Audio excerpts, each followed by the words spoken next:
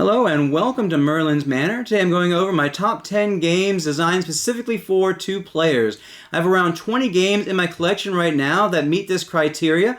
Now some have a solo mode, but even when they do, I consider these games to be 2-player first with a solo variant, and most of these are straight up 2-player only games. I did a list last year with mine and my wife's favorite games to play at the 2-player count, and there will be some crossovers with this list, but that list was not focused on games that strictly are for 2 players. If you'd like to check out that list, you can check it out at the end of this video or in the description down below. I want to mention a couple honorable mentions. First of all, Targi is a game that I have not played enough. I've only actually played it one time. I enjoyed that one play of it, and if I got a chance to play it more, it might have made this list. It's one I need to really table a little bit more just to see how I really feel about it. And then Codenames Duet, I've played quite a bit, and it's a fun game. I always enjoy playing it, but it's a bit basic to quite make this list as enjoyable as it is. So those are my honorable mentions, Targi and Codenames Duet. Let's go ahead and get into the top 10 list now, starting with number 10, which is Spirits of the Wild. Now this is going to be a very hard game to get your hands on. It's been out of print for quite a while, and if you find it, it's usually at a very inflated price tag. So keep that in mind, but I do enjoy this game. It's a very head-to-head kind of game where you have these different action cards that you're going to flip over as you use them, which will allow you to get pebbles, and then there's going to be some powers that you can take advantage of when you go ahead and decide it's time to reflip all of your cards. And so you'll take one of those powers and put it on the bottom and do its action, and then you'll flip all your cards to be able to start again. And you're collecting these pebbles, you're going to be putting them out on your board, and once they're placed, you can't move them around. And so you have to be very careful about where you're going to place it. You're trying to make sets of different types, and it's really kind of a good kind of strategy puzzle type thing where you are kind of trying to hope that somebody else is going to leave the things in the bowl for you to get, or perhaps even put things out on their turn that you'll be able to take advantage of. And there are these clear pebbles that once a certain amount of them come out, it's the end of the game. You finish your turn and it's over. And so there's quite a bit of tension there, especially when it comes to a point where there's going to be pulling pebbles from the bag to put out, especially if you're going to be pulling a good number of them. And so there's some tension there as you go through the game. Really enjoy Spirits of the Wild. It's kind of a somewhat basic game, but it's got a decent bit of depth of strategy, mixed with a little bit of luck with how things are going to come out. My number 9 game is one I got recently, and that is Caper Europe. This is a head-to-head game where you have this board in front of you of 3 different locations, and you are trying to do a heist at these different locations, and you have 6 people that you're going to be able to put out at between those 3 locations. You can put up to 3 at each location, and you have to decide how you're going to spread that out. You're going to have one round where you are putting out your people, and then you're going to have a round where you're getting gear that you're going to put on those people that you already have out, and you're going to go back and forth doing that until you've gone through all 6 rounds, and you have all your people out, and you're going to get less and less you're going to be putting out each time. You're going to be doing a drafting where you look at the card, you take one, you pass it to the other person, and they take one, and then so on until you get down to the last card, which will be discarded. And you're trying to do different things to try to score the most points, whether it is to take control of a location, or whether it's to try and score for the different loot that you're getting. And there's a few different decks that you can go through. We've only tried the Paris one so far. I've enjoyed this one, and I want to get more plays of it. I'm giving it my number 9 on this list, Caper Europe. Next one on my list is Splendor Duel. This is the 2-player version of Splendor. I enjoy Splendor quite a bit, and this one kind of makes things a little bit more of a head-to-head when it comes to how you're playing. There's a little bit more concern about what the other person is doing in this one, and you've got this shared board of different chips that you're going to be trying to get, and you can get 3 in a row. At some point there may be very little that you can get or that you want to try and go after, and so you have to make the tough decision to say, you know, I'm going to refill this time, and then my opponent is going to get the scroll, which is going to allow them to do an action later, usually just getting another chip for free. And so you're kind of having to decide whether you want to do that or you want to play this game of chicken where you're hoping the other person refills before you. And so there's a lot of tension in the game because of that, and the other things where you're going head-to-head, trying to figure out what you're going to be able to get and what the other person's going to do. So that's Splendor Duel. I enjoy the head-to-head nature of this version of Splendor. Let's go ahead and talk about the next one, which is my number 7, and that is Patchwork. And I got the Christmas edition here. Almost all of them are the same, just with a reskin. There's a few of them that have a slight different twist to them, but the most of them are just the same basic game. And this is by Uwe Rosenberg. It's a tile placement game where you are getting these polyomino tiles, and you've got this neat mechanism that I've really come to enjoy in a few different games that have done this, where when you go ahead and take something, you're going to move forward on this time track, and some of them are worth more time than others, and so you have to decide if you're going to take that one that's worth a lot more time, or one that's worth less time. You're going to go less up there, because when you go further up on the track, then your opponent is going to keep taking turns until they catch you on the track. And so kind of an interesting little mechanism. I've seen a few different games at this point. I enjoy that, and you're basically trying to fill up as much as you can of your board before you get to the end of the time track. You're going to be getting buttons that both represent victory points and currency in the game. In the early parts of the game, you're going to be spending that currency almost completely, and then towards the end, you're going to try and keep as many of those coins as you can in order to use those for victory points at the end. There's certain places that when you pass, the amount of buttons that you have on your board are going to represent the income that you're going to get in buttons. And the very end of the game, you're going to get that final income that's going to give you a bunch of points. Then you're going to subtract points for any empty spaces on your board. There's also a race to get to a 7x7 grid filled out on your board. And so it's just a very interesting polyomino game. Again, another head-to-head type game, as a lot of these are. So that is my number 7. Now my number 6 is Lord of the Rings Duel for Middle-earth. And this one is in the same family as Seven Wonders and the Seven Wonders Duel. I really enjoy this game. I've always enjoyed Seven Wonders Duel, and spoiler alert, it's going to be a little higher on this list. But I have enjoyed what this version has brought to the table. It's got some things that are very similar, and then some things that are quite different. In fact, it's got a whole different type of scoring mechanism than Seven Wonders Duel, where instead of going after victory points, you've got this area control going on this shared map. And so one of the ways that you can win the game is by having control of each area on the map. You automatically win when that happens. You've also got this tug of war, not really a tug of war like in Seven Wonders Duel, but this race where Frodo and Samwise are trying to get to Mount Doom, and you've got the Nazgul is trying to catch up to them by getting these rings. And so you're trying to do that potentially, or you're trying to get 6 out of the 7 races collected in order to win. So you're constantly trying to figure out what the other person might be trying to do, trying to stop them from the main path they're trying to go after, while trying to get your main path sorted. And so you've got to constantly be paying attention to all 3 of those areas so that the other person doesn't creep up and win on one of the areas. And so it's a very, very interesting game. You're basically building resources that are permanent that you're able to then use to spend to buy the different cards that come out, as well as you've got these tiles that are landmarks that you are trying to get in order to help you to win that area control by getting these towers out. And so there's just a lot going on in this game for quite a pretty short play of a game.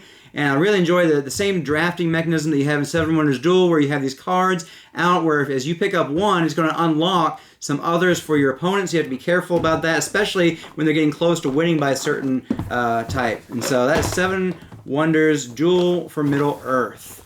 My number 6. Number 5 is Paris, La Cité de la Lumière. And this is another polyomino placement game. And I really enjoy how this one plays out. It plays out in 2 stages. The first stage, you are going to be placing out these tiles that have primarily your color on them, as well as some of your opponent's color, and some that is a mix where either person can place their tiles later in the game. Also, during that same stage, instead of placing a tile, you can choose on your turn to pick up a polyomino tile. And so you're going to be doing one of those things in that first stage. And then when everyone has placed out all of their tiles in the board, then that's going to trigger the end of that round.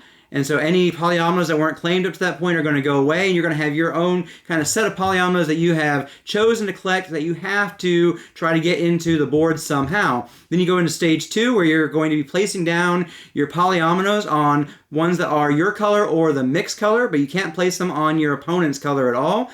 And then the other thing you can be doing is there's these different things around the board that are actions that you can grab that are either going to give victory points at the end of the game based on different things, or they're going to allow you to place something on the board that's maybe going to help you to get your polyominoes in, or just different other powers that are going to help you. And if you have any pieces at the end of the game that you can't get into the board, you're going to lose victory points for those unless you get the power that allows you to not have to lose victory points for those.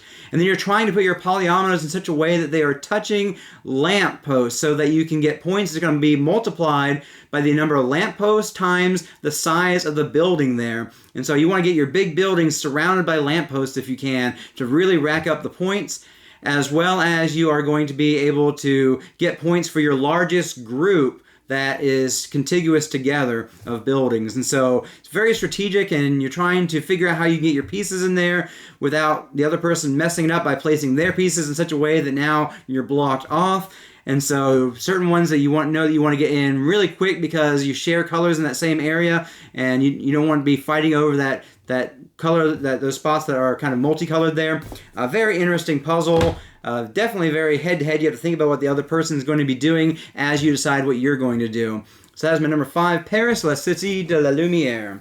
Number 4, I have Isle of Cats Duel. And this is a head-to-head version of Isle of Cats, and you really feel it a little bit more in this shared player board that's in front of you, where you are moving the Oshak's cat around the board to claim different cards and polyomino pieces. You put the polyomino pieces on your board adjacent to something you've already placed, trying to make groups of cats that are the same color touching one another, as well as you pick up these different lesson cards, you're going to be trying to fit those lessons to get points for those, and you're going to lose points for any built rooms that you haven't filled on your boat, as well as any visible rats. And so you're trying to fill up as many different rooms as you can, and you're trying to score for those different cat families, as well as you're going to be getting treasure on there to help you fill out your board. And so I just really enjoy this game, and the dual aspect that comes with it does add a little something extra for 2 players. The one downside I say about this game is it doesn't seem to have quite as much variability